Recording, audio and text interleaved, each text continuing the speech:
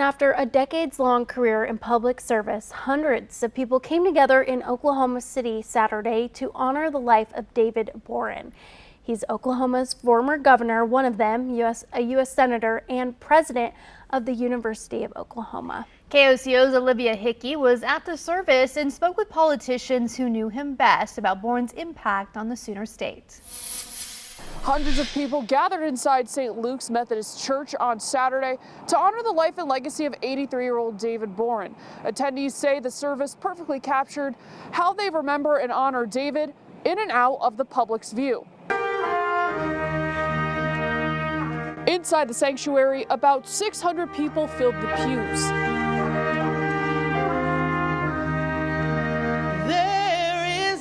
With memories of Boren through prayer, music, and reflection. This is a guy who could have made millions of dollars doing anything he wanted to do. He dedicated his life to the state of Oklahoma. Politicians and friends from all stages of Boren's public service career were in attendance, including Chancellor Sean Burridge. He says working with Boren as one of his staff members in Washington, D.C., and during the early days of his tenure as president of the University of Oklahoma greatly shaped his career and life. The reason I got into politics and ran for the state senate in 2006 is because of the influence David Boren had on me, for certain.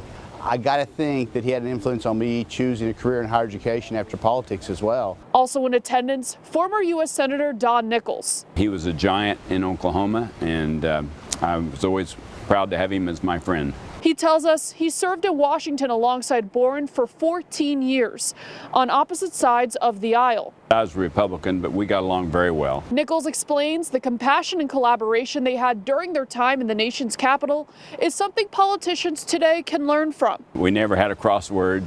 It wasn't near as partisan back then.